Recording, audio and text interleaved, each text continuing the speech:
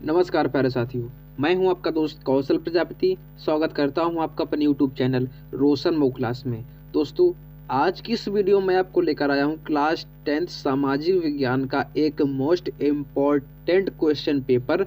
जो अगर ये वाला पेपर जिसने अगर तैयार कर लिया, उसके कम से कम इस पेपर से 80% आपका इस पेपर से क्लियर हो जाएगा। क्योंकि जो आपका बोर्ड एग्जाम बनता है वो प्रीवियस ईयर से बनता है। बिल्कुल प्रीवियस ईयर के आधार पर बोर्ड एग्जाम बनाया जाता है। तो आज की इस वीडियो में देखेंगे क्लास 10th का most important previous year paper, जो कि बोर्ड परीक्षा के लिए मोस्ट इम्पॉर्टेंट है। सबसे पहले देखेंगे इसमें टाइम आपको कितना दिया जाता है। इसमें आपको टाइम कितना दिया जाता है तो सभी को पता होगा, टाइम दिया जाता है 3 घंटे 15 मिनट। इसके बाद इसका पूर्णांक 70 का होता है, जो कि सभी को पता होगा। इसके बाद इसके सामान्य निर्देश दिए गए हैं, निर्देश पढ़ने हैं। आराम से पढ़ लेना, कोई दिक्कत नहीं है, क्योंकि जो 15 मिनट दिए जाते हैं ये निर्देश पढ़ने के लिए दिए जाते हैं। तो आपको ये निर्देश बिल्कुल अच्छे से पढ़ लेना, कोई भी गलती नहीं करनी है आपको। प्रश्न पत्र में कोई भी गलती नहीं करनी है। इसके बाद देखते हैं बहुविकल्पी प्रश्न, जो कि आपके 20 आते हैं बहुविकल्पी प्रश्न। वो क्या हैं, कौन कौन से हैं वो, चलो वीडियो को हम करते हैं शुरू। बहुविकल्पी प्रश्न खंड आ पर एक आपको OMR सीट मिलेगी अलग से, उसको आपको यही भरने होंगे, ठीक। तो उसको आपको भर देना है। चलो, नंबर 1 प्रश्न दिया है, निम्नलिखित में से कौन सा आंदोलन महात्मा गांधी ने नहीं चलाया था। भाई साहब, इसमें नहीं चलाया था, तो जो असहयोग आंदोलन ये महात्मा गांधी जी ने चलाया था। सविनय अवज्ञा आंदोलन ये भी चलाया था, और चंपारण आंदोलन ये भी चलाया था। और एक आपका डी नंबर ऑप्शन है खिलाफत आंदोलन, ये महात्मा गांधी ने नहीं चलाया था। तो इसको आप लोग करेक्ट करोगे, ठीक है। और ये चलाया किसने था, ये आंसर आप लोग कमेंट में करोगे, चलाया किसने था। चलो, इसके बाद अगला क्वेश्चन देखते हैं। अगला क्वेश्चन हमारा क्या दिया है, दूसरा क्वेश्चन हमारा यहाँ पर पढ़ेंगे क्या लिखा है। दूसरा क्वेश्चन, 1789 में फ्रांस में राष्ट्रवाद की प्रथम अभिव्यक्ति का क्या परिणाम हुआ था। भाई साहब, इसका क्या परिणाम हुआ था जब हमारी 1789 की फ्रांस में क्रांति चलाई गई थी। तो उसका परिणाम, इसका करेक्ट आंसर ए नंबर होगा, फ्रांस की क्रांति। तो इनको अच्छे से याद कर लेना, इनको अच्छे से याद करते जाना। तीसरा नंबर हमारा क्वेश्चन क्या दिया है, गुलामगिरी के लेखक भाई साहब कौन है। EV रामास्वामी है, नहीं। ज्योतिबा फूले, बिल्कुल सही। तो इसका करेक्ट आंसर बी नंबर होगा, ज्योतिबा फूले। तो इसका आपको टिक कर देना है। इसके बाद अगला क्वेश्चन हमारा 4 नंबर, 1929 की महामंदी का प्रमुख कारण क्या था मेरे भाई। तो इसका कारण आपको बताना है, एक लाइन में एक ऑप्शन गोला काला कर देना इसे करके। ए नंबर इसका करेक्ट आंसर होगा, कृषि क्षेत्र में अति उत्पादन। क्या होगा, कृषि क्षेत्र में अति उत्पादन। तो ये इसका करेक्ट आंसर हो जाएगा, ठीक। इसका कृषि क्षेत्र नहीं होगा, सॉरी ये आपका गलत हो गया। इसका कृषि, क्योंकि महामंदी का प्रमुख कारण पूछ रहा है ना, तो इसका आंसर होगा डी, प्रमुख बैंकों का धाराशायी होना। तो इसका करेक्ट आंसर ये होगा डी नंबर, ठीक। तो ये डी नंबर कर देना, तो इसका ये करेक्ट आंसर होगा। इसके बाद हम देखते हैं 5 नंबर क्वेश्चन हमारा क्या दिया है। यहाँ पर दिया 1944 में अंतर्राष्ट्रीय मुद्रा कोष IMF की स्थापना कहाँ की गई थी। अब इसकी स्थापना कहाँ की गई थी, तो संयुक्त राज्य अमेरिका में इसकी स्थापना की गई थी। इसको याद कर लेना बिल्कुल अच्छे तरीके से, बोर्ड एग्जाम में आने लायक क्वेश्चन है ये, ठीक। चलो, इसके बाद देखते हैं अगला प्रश्न, चौथा नंबर, श्रीलंका में निम्नलिखित में से कौन सा सामूहिक अल्पसंख्यक है। कौन सा भाई साहब समूह अल्पसंख्यक है श्रीलंका में। तो इसका करेक्ट आंसर होगा कौन सा, सी नंबर, सिंहली। क्या है इसका करेक्ट आंसर है, सिंहली, ठीक। बढ़ते हैं अगले क्वेश्चन की तरफ, क्या बोलता है हमारा अगला क्वेश्चन। क्वेश्चन नंबर 7, भारत में संघीय व्यवस्था है क्योंकि यहाँ पर क्या होता है, यहाँ शक्तियों का विकेंद्रीकरण होता है, इसलिए भारत में कैसी व्यवस्था है, संघीय व्यवस्था भाई साहब। चलो, क्वेश्चन नंबर 8 देखते हैं। क्वेश्चन नंबर 8 हमारा क्या बोलता है, यहाँ पर पढ़ेंगे क्वेश्चन नंबर 8, निम्नलिखित में से कौन सा संघीय राज्य नहीं है। जो नहीं वर्ड लिखा है यही तो इम्पोर्टेंट है। तो कौन सा इसमें जो संघीय राज्य नहीं है, मणिपुर एक संघीय राज्य जो संघ में शामिल है, हिमाचल प्रदेश संघीय राज्य है, एक दिल्ली जो है वो संघीय राज्य आपका नहीं है, त्रिपुरा है, ठीक। 9 नंबर क्वेश्चन हमारा देखते हैं क्या दिया गया है। निम्नलिखित में से किस व्यवस्था के लिए राजनीतिक दल आवश्यक शर्त है। अब इसका करेक्ट आंसर भाई साहब क्या होगा हमारा, इसका करेक्ट आंसर लोकतंत्र। लोकतंत्र क्या है, जो कि राजनीतिक दल आवश्यक शर्त है, तो इसका करेक्ट आंसर क्या होगा, बी नंबर लोकतंत्र होगा। बढ़ते हैं अगले क्वेश्चन की तरफ। हमारा 10 नंबर क्वेश्चन क्या बोलता है, यहाँ पढ़ेंगे। निम्नलिखित में किसका संबंध लोकतंत्र से नहीं है। अब इस किसका संबंध आपका लोकतंत्र से नहीं है, जनमत का है बिल्कुल संबंध, राजनीतिक दल का संबंध है हमारा लोकतंत्र से, उत्तरदायी शासन का संबंध है हमारा लोकतंत्र से, लेकिन जो बहुसंख्यकों का शासन है इसका संबंध लोकतंत्र से नहीं है आपका। क्वेश्चन नंबर 11 हमारा क्या बोलता है, क्वेश्चन नंबर 11 पढ़ेंगे। क्वेश्चन नंबर 11, निम्नलिखित में से कौन सा खनिज धात्विक है। भाई साहब धात्विक खनिज आपको बताना है, तो कोयला में कोई धातु नहीं है, अभ्रक कोई धातु नहीं है, चूना पत्थर कोई धात्विक खनिज नहीं है, जो लौह अयस्क है ये आपका करेक्ट आंसर होगा। तो डी नंबर करेक्ट कर देंगे, वहां पर फिल कर देंगे हम लोग डी नंबर। ठीक, बढ़ते क्वेश्चन नंबर 12 की ओर। क्वेश्चन नंबर 12 क्या बोलता है, कपास की खेती के लिए भाई साहब निम्नलिखित में से कौन सी मिट्टी ज़्यादा अच्छी पाई जाती है। देखो अच्छी तो जलोढ़ भी है, लाल मिट्टी भी है, लेटेराइट नहीं, लेकिन कौन सी ज़्यादा अच्छी पाई जाती है, तो भाई साहब काली मिट्टी जो होती है वो कपास की खेती के लिए बहुत अच्छी पाई जाती है, तो इसलिए यहाँ पर काली मिट्टी पर हम लोग टिक करेंगे एग्जाम में। ठीक, एग्जाम में चलो देखते हैं। निम्नलिखित में से कौन सा उद्योग कच्चे माल के रूप में बॉक्साइट का प्रयोग किया जाता है। अब इसका करेक्ट आंसर क्या होगा, किसका उपयोग कच्चे माल के बॉक्साइट के रूप में किया जाता है, तो इसका करेक्ट आंसर होगा एल्यूमिनियम का भाई साहब प्रयोग किया जाता है, कच्चे माल के रूप में बॉक्साइट का प्रयोग किया जाता है।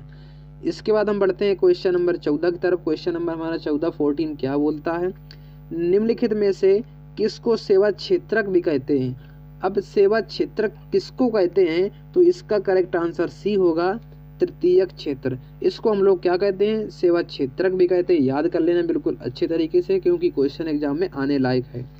क्वेश्चन नंबर 15, सार्वजनिक क्षेत्रक तथा निजी क्षेत्रक के विभाजन का आधार क्या है। भाई साहब इसका आधार क्या है, तो इसका करेक्ट आंसर हमारा कौन सा होगा, रोजगार की शर्तें नहीं होगा, आर्थिक गतिविधियों की प्रगति नहीं होगा, इसका करेक्ट आंसर सी होगा, उद्यमों का स्वामित्व, इसका करेक्ट आंसर सी नंबर होगा, ये डी नंबर भी नहीं होने वाला हमारा।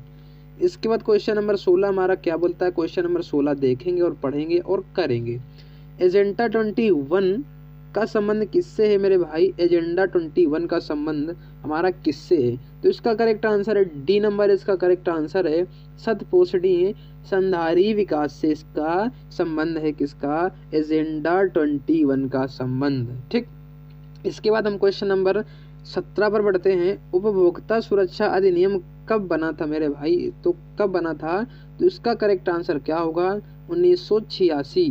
क्या होगा इसका करेक्ट आंसर, 1986। 1986 में आपका क्या बना था, उपभोक्ता सुरक्षा अधिनियम बनाया गया था।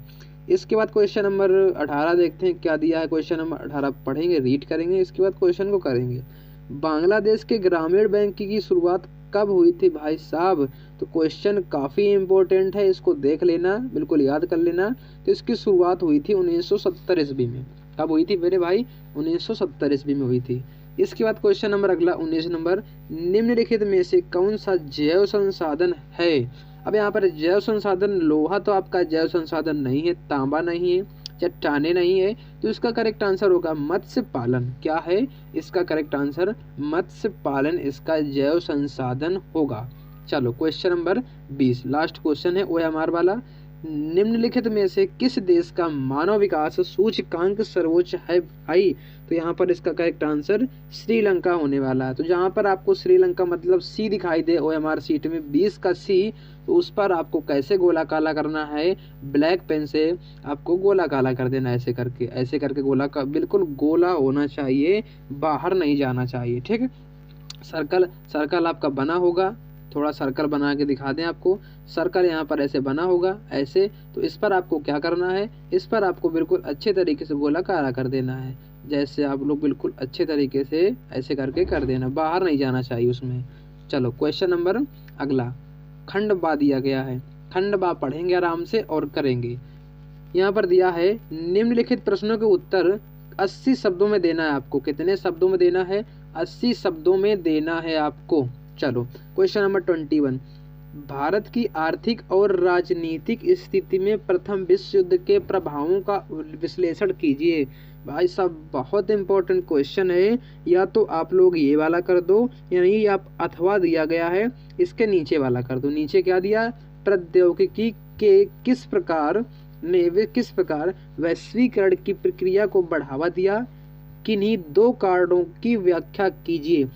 चाहे आप लोग ऊपर वाला कर दो चाहे नीचे वाला कर दो, जो आपको आता हो बिल्कुल अच्छे तरीके से उसको कर देना और इसका स्क्रीनशॉट ले लो। क्वेश्चन याद कर लेना, इम्पोर्टेंट बहुत है, 2025 में पूछा जा सकता है। क्वेश्चन नंबर अगला हमारा 22 नंबर क्वेश्चन देखते हैं। लोकतंत्र सभी सामाजिक, आर्थिक और राजनीतिक समस्याओं का समाधान करता है, इस कथन की तर्कों सहित पुष्टि कीजिए। भाई साहब very very very important question है, इस क्वेश्चन को याद कर लेना। और अथवा के नीचे दिया है वेरी इंपॉर्टेंट क्वेश्चन, चाहे ये कर दो चाहे आप लोग ये कर दो। तो राजनीतिक दलों के 4 महत्वपूर्ण कार्यों का उल्लेख कीजिए। दोनों क्वेश्चन इंपॉर्टेंट हैं, लीजिए फटाफट स्क्रीनशॉट ले लो, फटाफट इसका स्क्रीनशॉट लेते जाओ और क्वेश्चन याद करते जाओ। क्वेश्चन आपको दोबारा नहीं मिलेंगे ये क्वेश्चन, इसलिए याद कर लो। ऐसा याद करो कि बार बार वीडियो देखने की जरूरत ना पड़े। 23 नंबर क्वेश्चन, एक संसाधन के रूप में मिट्टी का महत्व लिखिए, उल्लेख कीजिए तथा भारत में पाई जाने वाली किन्हीं 2 प्रकार की मिट्टियों का वर्णन भाई सब करना जो कि भारत में पाई जाती हैं। तो अगर आपको आता हो तो ये वाला कर दो, अगर नहीं आता तो आ जाओ नीचे वाले में। नीचे वाले में वेरी इजी क्वेश्चन, विदेशी व्यापार से आप क्या समझते हैं, या विदेशी व्यापार क्या है, या विदेशी व्यापार किसे कहते हैं। विदेशी व्यापार को अनुकूलन बनाने के लिए कोई सुझाव दीजिए। भाई साहब very very very important question है, फटाफट स्क्रीनशॉट ले लो। अगले क्वेश्चन की ओर बढ़ते हैं। अगला क्वेश्चन हमारा 24 नंबर क्वेश्चन क्या दिया है यहाँ पर रीड करेंगे, पढ़ेंगे आराम से। भारतीय कृषि पर वैश्वीकरण के प्रभाव पर टिप्पणी कीजिए। ठीक, तो वेरी वेरी वेरी इंपॉर्टेंट, सारे क्वेश्चन इंपॉर्टेंट हैं, इसलिए इसका स्क्रीनशॉट जरूर ले लो। इसके बाद तृतीय क्षेत्रक अन्य क्षेत्रकों से कैसे भिन्न है, कैसे अलग है, सो उदाहरण सहित आपको समझाना है। तो चाहे ऊपर वाला कर दो चाहे अथवा के नीचे वाला कर दो, दोनों में से एक करना है। नंबर आपका 4 मिलेगा। कितना मिलेगा? नंबर आपका 4 ही मिलने वाला है।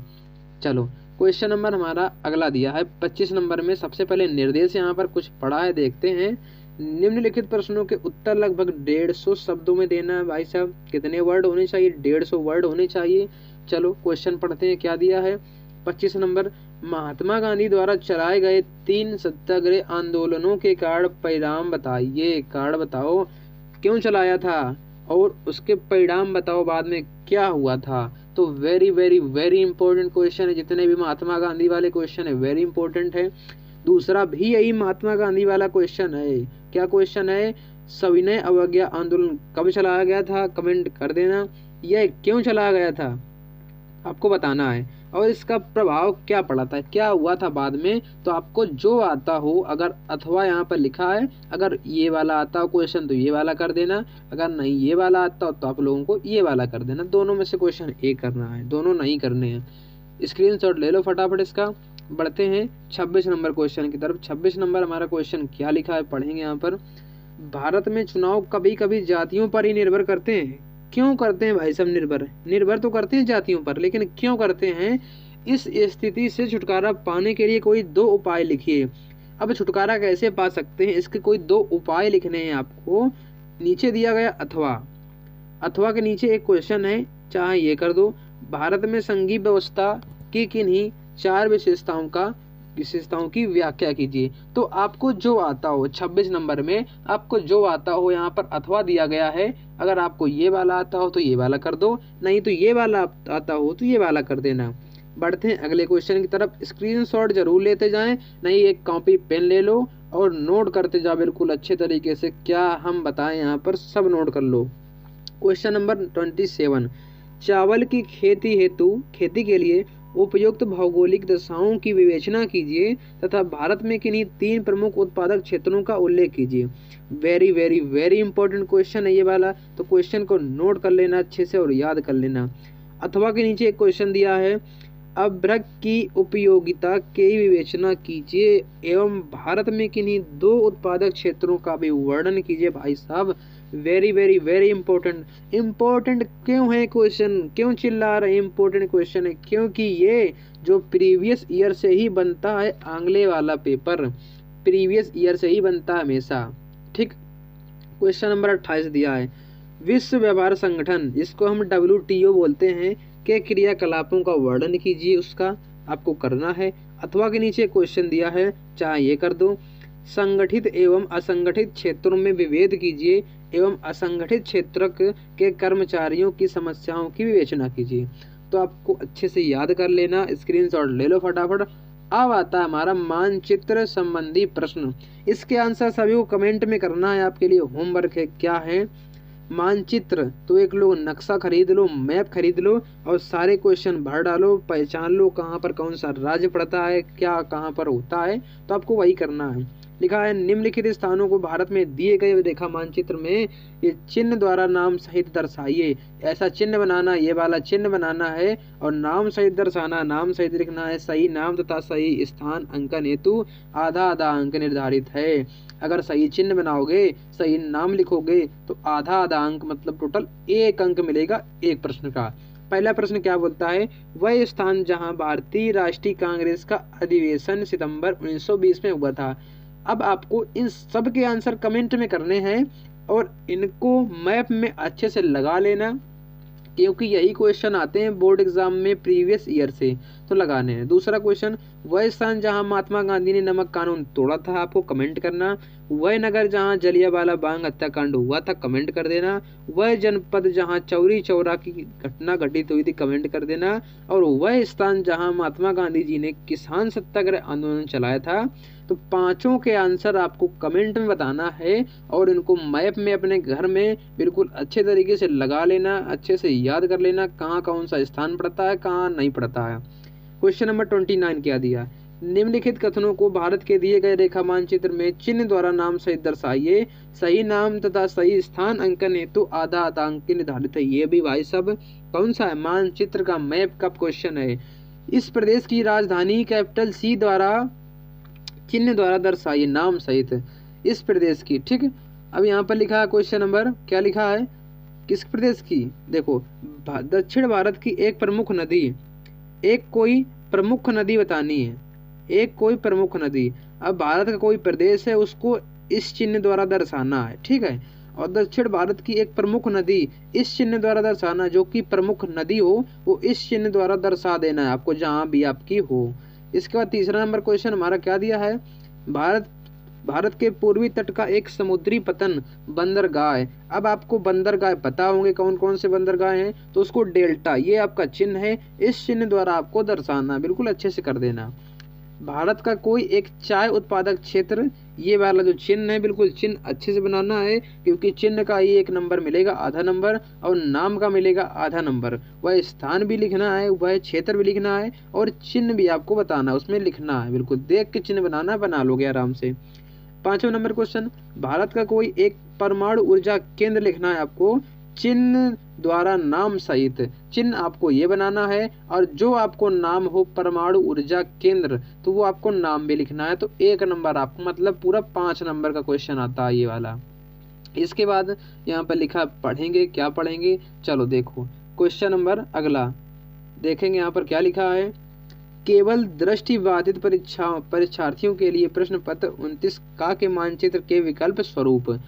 अब देखो विकल्प स्वरूप यहाँ पर लिखा है, निम्नलिखित प्रश्नों के उत्तर अपनी पुस्तिका में लिखना है, मानचित्र का प्रयोग नहीं करना है।